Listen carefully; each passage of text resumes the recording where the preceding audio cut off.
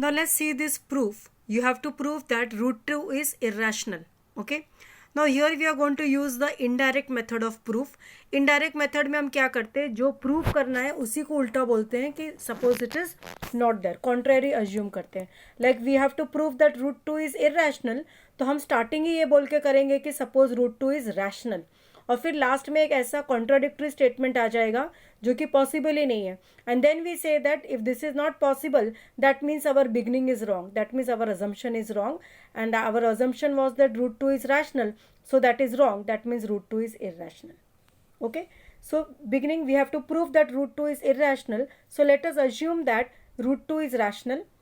So we can find integers r and s where s is not equal to 0, such that you know all rational numbers can be represented as r upon s where s not equal to 0.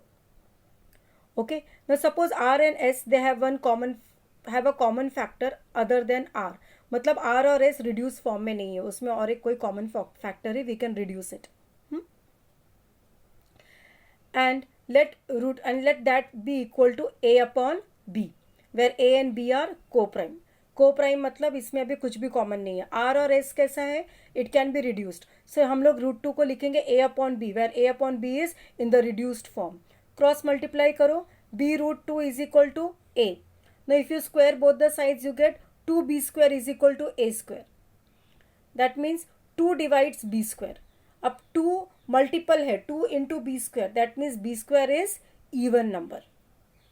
If b square is even number, that means b is also even number. So if b is even number, that means a is also even number, because b square is given equal to a square. So we can write that a is equal to 2c. When a is an even number, that means what? There is some factor 2c of a, है ना. a even number है, तो a can be expressed as 2 into something, that something is c. So substituting for a, we get 2b square is equal to 4c square. हमने क्या किया, square किया, तो we got 2b square is equal to a square. अभी हमने बोला कि 2b square क्या हो गया, इवन नंबर हो गया, क्योंकि 2 से मल्टीप्लाइड है. तो अगर दोनों इक्वल है तो a स्क्वायर भी इवन नंबर हो गया. अगर a स्क्वायर इवन नंबर है तो a should be equal to 2 into something, that something we took as c. तो a we took as 2c. So a square became 2c whole square, that is 4c square. अब यहाँ पे हमने cut कर दिया 2 and 4, तो we got b square is equal to 2c square.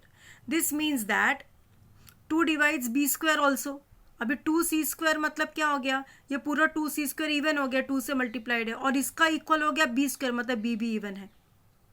So a is even, b is even, so both are having 2 as the common factor. So this means what, अभी हमने क्या अजम्पशन किया था कि a and b are coprime, they don't have any common factor. और यहाँ पे हमने क्या दिखा दिया कि दोनों के पास एक कॉमन फैक्टर है, दैट इज 2. इसका मतलब हमारा अजम्पशन रॉन्ग है, we have come to a contradiction. So our assumption is wrong. And what was our assumption, that root 2 is rational. ये गलत है, इसका मतलब वो इरैशनल है. So this kind of proofs you are not use to. इसको अच्छी तरह से प्रिपेयर करना है, you have to study it, you should be able to write it on your own.